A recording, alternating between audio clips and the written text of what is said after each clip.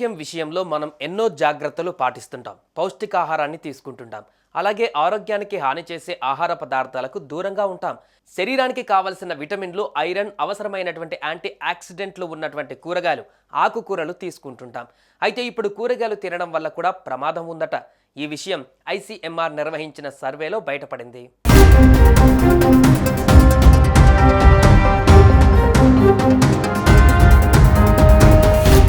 ఆకుకూరలు, కూరగాయలలోనూ ప్రమాదకరమైన బ్యాక్టీరియాలు, యాంటీబయాటిక్స్ అనవాళ్లు ఉన్నట్లుగా Indian council for medical research ICMR స్టడీలో తేలింది. మన కడుపులో ఉండే ప్రమాదకరమైన ఈకోలై రకం బ్యాక్టీరియాలతో పాటు పలు యాంటీబయాటిక్స్ అవశేషాలు ఉన్నట్లు వెల్లడైంది.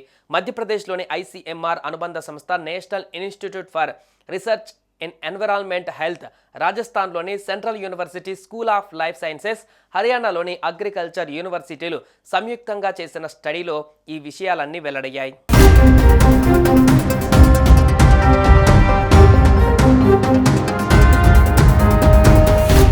టమాటా, పచ్చిమిర్చి, క్యారెట్, దోసకాయ, రాడిష్, పాలకూర, మెంతికూర, కొత్తిమీర, పుదీనా, ఉల్లిపోచలు, క్యాబేజీ వంటి వాటిల్లో యాంటీబయాటిక్స్, ఈకోలై బ్యాక్టీరియాల ఆనవాళ్లు ఉన్నట్టు సైంటిస్టులు గుర్తించారు. దేశంలోని వివిధ ప్రాంతాల నుంచి 1780 శాంపిళ్లను సేకరించి వాటిలో ఉన్న బ్యాక్టీరియాల ప్రమాద స్థాయి, డ్రగ్ రెసిస్టెన్స్, యాంటీబయాటిక్స్ అవశేషాలపై స్టడీ చేశారు. మన మూత్రనాళ వ్యవస్థను డ్యామేజ్ చేసే యూరోపాథోజెనిక్ ఈకోలై స్ట్రెయిన్స్తో పాటు ఒంటిని సెప్టిక్ చేసే సెప్టిసిమియా ఈకోలై స్ట్రెయిన్స్ ఉన్నట్లు నిర్ధారించారు. కూరగాయల నుంచి సేకరించిన శాంపిళ్లలో 77 రకాల బ్యాక్టీరియా వర్గాలు ఉన్నట్లు నిర్ధారించారు. అత్యధికంగా క్యారెట్ 25% కాగా క్యాబేజీ 19.3%, మెంతి 18.5%, టమాటా 15.9%, కొత్తిమీర 15.7%, పాలకూర 15.2%, పచ్చిమిర్చి 14.5%, దోస 14.4%, పుదీనా 12%, ఉల్లిపోచ 8.1% బ్యాక్టీరియాల స్ట్రెయిన్స్ ఉన్నాయని సైంటిస్టులు వెల్లడించారు.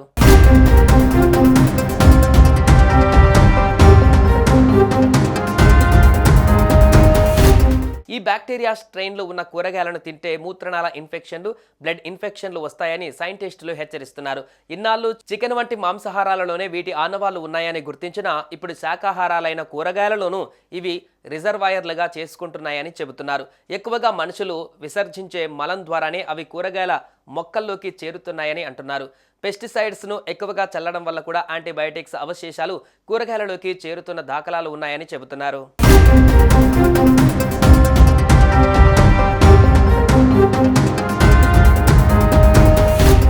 సుమన్ టీవీలో మీ పర్సనల్ అండ్ బిజినెస్ ప్రమోషన్స్ కోసం కింది నెంబర్కి కాంటాక్ట్ చేయండి.